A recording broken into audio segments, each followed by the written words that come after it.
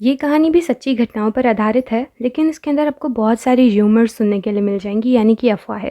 लेकिन मैंने उनको भी इसमें इंक्लूड कर दिया है और मैंने कैरेक्टर्स के नाम बदल दिए हैं एज़ यूजुअल। तो कहानी स्टार्ट करते हैं। तो ये बात तब की है जब मैं 8th स्टैंडर्ड में थी, यानी कि 2012-13 की बात है ये। और मेरा जो स्कूल था वो बहुत बड़ा स्कूल था। एल शेप में ये स्कूल बना हुआ है बेसिकली, और उसके सामने जहाँ पर एल शेप एंड करता है वहाँ पर टॉयलेट्स बने हुए हैं। टॉयलेट्स आम टॉयलेट्स नहीं हैं। चॉल जिस तरीके से होती है उस तरीके से टॉयलेट्स के लिए एक अलग से एक बिल्डिंग बनी हुई है। नीचे लड़कों के लिए 12 टॉयलेट्स है और ऊपर लड़कियों के लिए 12 टॉयलेट्स है। लड़कियों के इधर जाने के लिए एक ब्रिज बना हुआ है और लड़कों तक पहुंचने के लिए सीढ़ियां बनी हुई है जो कि इनके टॉयलेट्स तक जाती है। और उसके सामने ही एक छोटू सा प्लेग्राउंड है और उस प्लेग्राउंड के बाजू में ही शमशान घाट है। स्कूल के सामने एक नदी है और जो एल शेप का सेंटर है उसमें बड़ा सा प्लेग्राउंड बना हुआ है। तो ये बात उस टाइम की है जब मैं अपने घर से वापस आ रही थी। लंच करने के लिए हमको छुट्टी मिलती थी, तो मैं अपना लंच करके घर से वापस आ रही थी स्कूल में। तो आई सॉ कि जो टॉयलेट है उसके ऊपर आने के लिए लड़कियों का जो ब्रिज है उसके आगे ना थोड़ी-सी मुझे भीड़ दिखाई दी। तो मैं भी अपना चली गई भीड़ देखने के लिए हो क्या रहा है वहाँ पर। तो मैंने वहाँ पर देखा कि एक लड़की थी, उस लड़की का नाम सुहाना था। अगेन मैंने कैरेक्टर्स बदल दिए हैं। तो मैंने देखा कि वो जो सुहाना नाम की लड़की थी उसके कपड़े पूरी तरीके से मैले हो चुके थे, इतने गंदे हो रखे थे उसके कपड़े। हमारा यूनिफ़ॉर्म जो था वो वाइट कलर का था, लेकिन सुहाना को देख के ऐसे लग रहा था जैसे वो मिट्टी में पूरा लोत-पोत के आई है। और फिर फीमेल टीचर्स ने उसको कस के पकड़ा हुआ था। सुहाना जो थी वो अजीब-अजीब सी आवाज़ें निकाल रही थी, मुझे छोड़ो, लेकिन उसको उसकी आवाज़ सुन के ऐसे लग रहा था जैसे वो लड़की की आवाज़ नहीं थी, कुछ अजीब ही आवाज़ थी वो। मैंने उसकी आँखें देखी जो कि पूरी तरीके से लाल हो गई थी। हमारे यूनिफ़ॉर्म में स्कार्फ़ इंक्लूडेड होता है, मगर सुहाना बेचारी शायद वो इतनी ज़्यादा परेशान हो गई थी, उसने अपना स्कार्फ़ वग़ैरह भी निकाल कर फेंक दिया। मुझे ये समझने में देर नहीं लगी कि सुहाना पोसेस्ड हो चुकी है। फिर उसको टीचर्स पकड़ के गाड़ी में बिठा के उसके पेरेंट्स तक पहुंचाने के लिए निकल पड़े और हम लोगों को ऑर्डर दिया गया अपनी अपनी क्लासेस में जाके बैठ जाओ। तो मैं और मेरी फ्रेंड्स वगैरह क्लास में आके बैठ गई और हम लोग इसी बारे में बात करने लगे। बात करते करते मुझे पता चला कि सुहाना जो थी वो ब्रेक जो होता है उसके अंदर वो टॉयलेट यूज़ करने के लिए गई थी, वॉशरूम यूज़ करने के लिए गई थी। अभी ऐसे होता है कि जो लंच ब्रेक होता है उसके अंदर जो मकामी स्टूडेंट्स होते हैं जिनका घर पास में ही होता है वो सारे खाना खाने के लिए अपने घर पे चले जाते हैं, जैसे कि मैं भी खाना खाने के लिए अपने घर पे चली गई थी। लेकिन बाकी जो बाहर से स्टूडेंट्स आते हैं वो अक्सर स्कूल में ही रहते हैं। तो लंच ब्रेक का जो टाइम होता है उसमें स्कूल ऑलमोस्ट खाली हो जाता है, बस वो बच्चे रह जाते हैं जो बाहर से आ जाते हैं। तो उसी टाइम पे स्कूल और जो टॉयलेट वगैरह जो कुछ भी था वो सब कुछ एकदम सुनसान पड़ा हुआ था। तो सुहाना अपना वॉशरूम इस्तेमाल करने के लिए टॉयलेट में गई।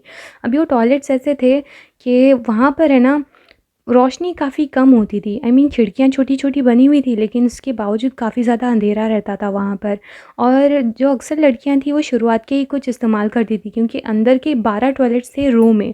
तो एकदम जो अंदर के टॉयलेट्स थे ना उनमें अक्सर बहुत ज़्यादा गुप्त अंधेरा रहता था। तो वो काफ़ी ज़्यादा ऐसे क्रीपी वाइब भी देने वाला।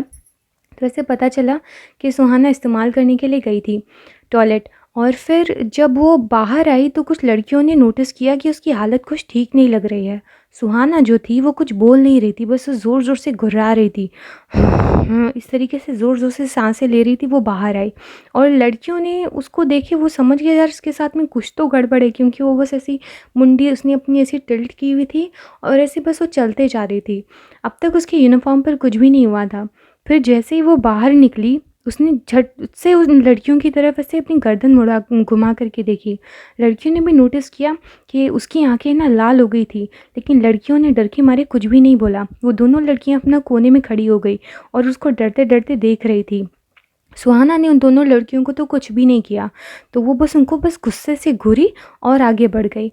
आगे बढ़ते-बढ़ते जब वो बाहर निकलने लगी, उसने ब्रिज को क्रॉस किया और ऊपर मैदान में आ गई। मैदान में भी अच्छी खासी मिट्टी होती है, क्योंकि बच्चे वगैरह वहाँ पर खेलते हैं ना, तो मिट्टी काफ़ी लूज़ पड़ जाती है। सुहाना ने पागलों की तरह उस मिट्टी में लोटना-पोतना शुरू कर दिया था। यानी कि वो मिट्टी में सो रही थी, मिट्टी में खेल रही थी, ऐसे लग रहा था जैसे कि वो शायद ज़मीन खोदने की कोशिश कर रही थी। वो मिट्टी खा रही थी, अपनी मुट्ठियों में मिट्टी भर-भर के अपने मुँह में डाल रही थी और पता नहीं ऐसी-ऐसी कुछ चीज़ें कर रही थी। ये सब देख के ना स्टूडेंट शॉक रह गई। अभी उस टाइम पर वहाँ पर ज़्यादा कोई था नहीं, लेकिन कुछ-कुछ लड़कियों ने, कुछ-कुछ लड़कों ने उसको देखा, लेकिन कोई उसके करीब नहीं गया, क्योंकि वो सस्पिशियस लग रही थी। ऐसा लग रहा था इसके साथ यार कुछ तो गड़बड़ है। तो फिर वहाँ पर है ना कुछ लड़कियों ने टीचर्स को बुला कर लेकर आए। टीचर्स ने देखा ये क्या कर रही है, तो टीचर उसको पूछने के लिए गई कि सुहाना ये क्या कर रही है? तो सुहाना उस टाइम पे ऐसे मिट्टी में झुकी हुई थी और ऐसे मिट्टी को खोदने की कोशिश कर रही थी। तो जैसे ही टीचर ने उसके कंधे पर हाथ रखा ना, सुहाना को बहुत ज़ोर से गुस्सा आ गया।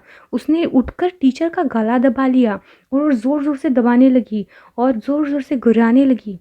वो बोलने लगी, मुझे रोकने की कोशिश भी मत करना, मुझे क्यों रोक रही थी? कुछ इसी तरीके से वो बोलने लगी। तो फिर वो जो टीचर थी जिसका गला सुहाना ने दबाया, वो ज़ोर-ज़ोर से चिल्लाने लगी। पीछे से कुछ स्टूडेंट्स आ गए, उन्होंने सुहाना का हाथ पकड़ के छुड़ाने की कोशिश की, लेकिन सुहाना जो थी वो बहुत ज़्यादा ताकतवर लग रही थी, वो छोड़ ही नहीं रही थी टीचर का गला। तो फिर ये सब देख के और भी टीचर्स और स्टाफ सब सारे लोग आने लगे और फिर किसी न किसी तरह वो जो टीचर थी उसका गला सुहाना से छुड़ाया गया और सुहाना को ज़ोर से पकड़ के रखा और फिर उसको बिठा के उसके पेरेंट्स के पास लेके गए फर्दर इलाज करने के लिए। समझ में आ गया था कि उसके ऊपर जिन आ गया है। तो फिर हमें पता चला कि वो उसने शायद से टॉयलेट में जाते समय परफ्यूम लगाया होगा, क्योंकि अक्सर ये होता है कि जब भी परफ्यूम वगैरह लगा के किसी ऐसी जगह पर जाते हैं, टॉयलेट्स हो गया या फिर ऐसी कोई भी कब्रिस्तान, शमशान घाट, तो वहाँ पर अक्सर है ना जो स्पिरिट्स होती है या फिर जो दूसरे क्रिएचर्स होते हैं, वो होता है कि वो अट्रैक्ट हो जाते हैं और वो पीछे लग जाते हैं। सुहाना के साथ में भी कुछ ऐसा ही मसला हुआ था और जो टॉयलेट था स्कूल का उसके पीछे शमशान घाट बना हुआ था, तो इट वॉज़ क्वाइट ऑब्वियस कि शायद कुछ तो लग गया उसके पीछे वो परफ्यूम की वजह से, उस खुशबू की वजह से। तो इसीलिए हमें अक्सर कहा जाता था स्कूल में भी कि परफ्यूम वगैरह लगा के मत आओ, स्पेशली लड़कियों को, क्योंकि लड़कों को दिक्कत नहीं होती थी। लेकिन जो भी लड़कियाँ परफ्यूम वगैरह लगा के आती थी, उनके बहुत ज़्यादा चांसेस बढ़ जाते थे। अगर वो टॉयलेट में गई तो उनको कुछ हो सकता है, उनके पीछे कुछ लग सकता है। तो इस तरीके से बातें होती थी। सुहाना की खबर हमें बाद में सुनने के लिए मिली। पता चला कि उसको उसके गाँव में लेके जाया गया, उसका वहाँ पर इलाज कराया गया, जिसके बाद में वो ठीक हो गई और फिर उसने स्कूल आना भी शुरू कर दिया था। और जब भी उसको दूसरी लड़कियाँ इस इंसिडेंट के बारे में पूछती तो वो कहती कि वो बस उसे बस इतना ही आता कि वो यूज़ करने के लिए गई टॉयलेट और वहाँ पर उसको कुछ फिर याद नहीं रहा। उसके ऊपर वो जो भी थी स्पिरिट थी, जो कुछ भी था, वो कैसे आया उसको इसका कुछ ख़्याल नहीं रहा। और उस जगह के बारे में अफ़वाहें ये हैं कि जहाँ पर टॉयलेट बना हुआ है, टॉयलेट की जहाँ पर इमारत है, वहाँ पर पहले एक पॉन्ड हुआ करता था, जिसके अंदर पानी रहता था, कीचड़ रहता था, जिसमें जानवर अक्सर आके बैठा-बिठा करते थे। लेकिन बारिश के टाइम पर वो पॉन्ड जो था वो अक्सर भर जाया करता था।